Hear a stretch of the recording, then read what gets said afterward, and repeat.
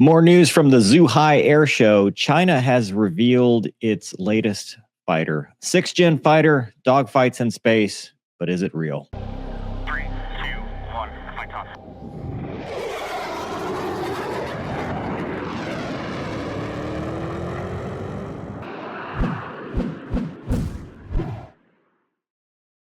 So there's a couple of sources on this. Some of them are the national interest, which we've talked about whether that's legit or not. But the first source that we're going to look at is called Interesting Engineering. And I don't know if some stuff got lost in translation or what, but the White Emperor, China has revealed its mysterious jet that could be its first 6th-gen fighter. We've talked about the NGAD, Next Generation Air Dominance fighter, and nothing's really revealed per se. We don't know what it looks like or anything like that. We've got some ideas, some concepts and stuff, but this mock-up was presented at Zhuhai. You can see it doesn't really have access to the cockpit in any of the pictures. It's got these big honking intakes, which I know people have talked about. Well, that's not really stealthy. Well, no, but hypersonic flight, that's probably, if you're doing some kind of like ramjet, scramjet kind of stuff, it would be useful, especially if it's like, the way they depicted the Dark Star in Top Gun Maverick. But they made a mock-up and they put some ordnance over here to show what it could carry. The Aviation Industry Corporation revealed a new jet, potentially the 6th-gen fighter, at the 15th International Aviation Aerospace Exhibition in Zhuhai. It's referred to as Beatty, White Emperor. It's an integrated space-air fighter, is what the state media has characterized it. And that's where I'm like, really? Space? We're going to space? So the Voice of China, which is their state TV, which always is probably truthful and honest, says it features capabilities, achieve supersonic flight and break through the Earth's atmosphere for space operations. I think they said it could go up to Mach 6, which is probably not going to be fast enough to get up to space. I guess it just depends on what they're defining as space, right? So if you're talking like the Armstrong limit, which is, where your blood's going to boil, that's about 60,000 feet. If you're talking like the Kármán line, that's like 330,000 feet. So I doubt it. I'm just going to doubt it.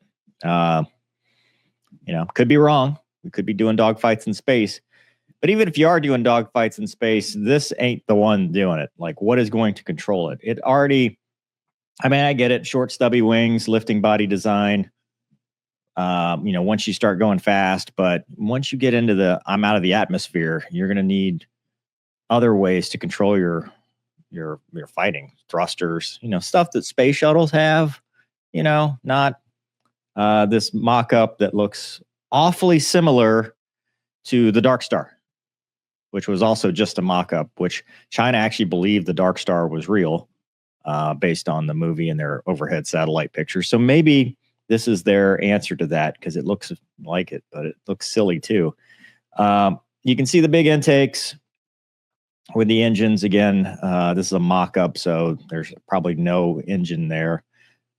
Beefy gear, looks like it might have the ability to land off-road, probably. I don't know. Avionics enhancement, improved cockpit design, streamlined maintenance process. Yeah, that's all great. And then flexible mission capabilities, greatly enhanced alterations fuselage.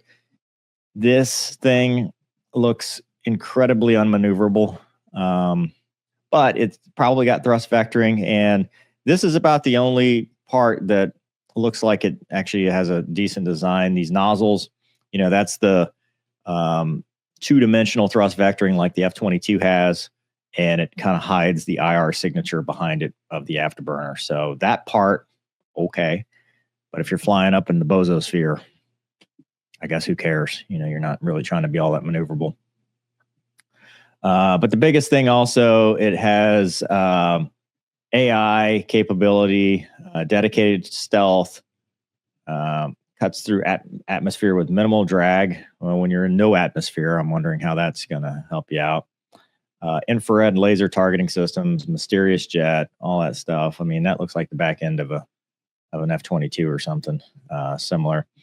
I love the developing next gen of the SR-72 Dark Star project, which was a movie, which is what Thomas Cruise was flying. The final version is around Mach 6, which needs to be about, 5 to 6 times faster to get to space. But it says it represents something currently in development. So there was another article, MSN carried it, but it's actually from the National Interest, that said that it's not real. And you can see here, it looks like the old duck-billed platypus.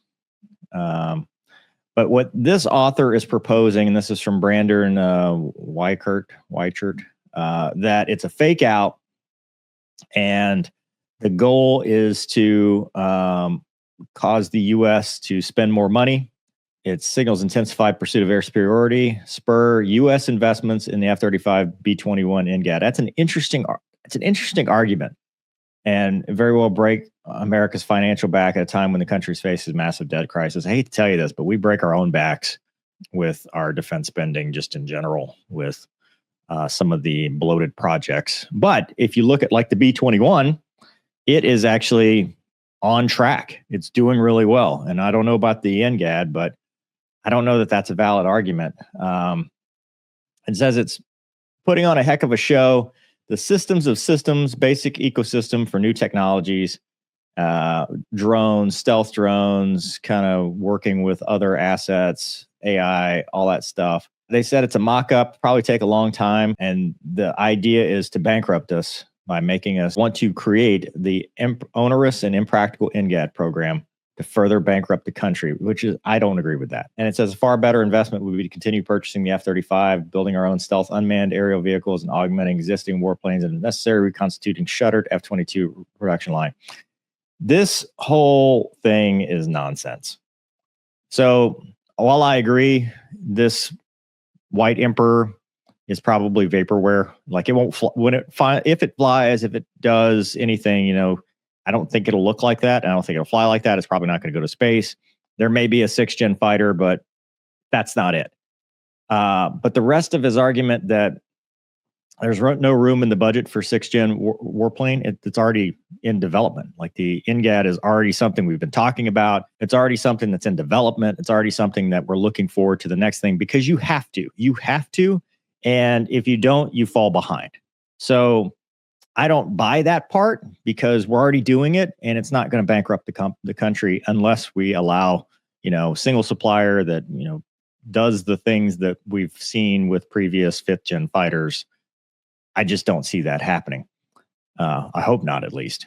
But it says here, far better investment would continue to purchase the F-35. I don't know how you can argue we're going to be bankrupt by developing a new aircraft and then point to the F-35, which is the reason we have issue. We have such a procurement issue that we need to fix our ability to design, develop, and implement new technologies quickly versus having production woes and supplier woes and even development and cost overruns and stuff like that. The NGAD is what you need to move forward to the next thing. Like reconstituting the shuttered F-22 Raptor production line is never going to happen. It's not possible.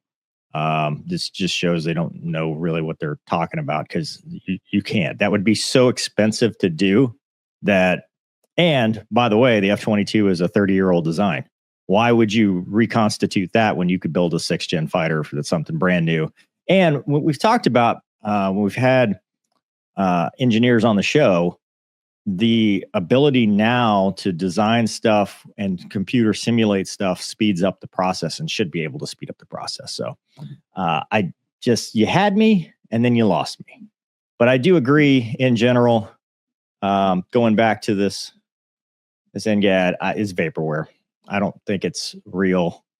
I think this is just for show, to get people talking and probably to gauge a little bit of tactical interest, to see the reaction. Sometimes, you see what your opponent's reaction to something's going to be. You put something out there, you spoof them, and you see how they react, and you see what they do, and then you gather intelligence that way. So you don't always have to go out and do a full production run to kind of poke at your enemy.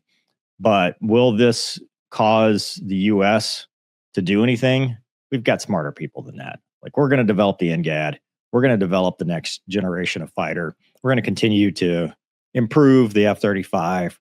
I don't see how this is some kind of like strategic problem that's going to create all kind of issues for us, because it's so far down the line and it's not like if they'd come out and flown this thing and actually shown something that was useful, that'd be different. But this is just a static display. It's probably like, remember the Iranian, the 303 or whatever, the one where they took civilian avionics and put it in and it still hasn't flown. It's that, it's nothing. Why are we even talking about it? So anyway, let me know in the comments what you think. I'm sure the bots and trolls will let me know as well. Hope you guys enjoyed this episode. Thanks for watching. We'll see you next time.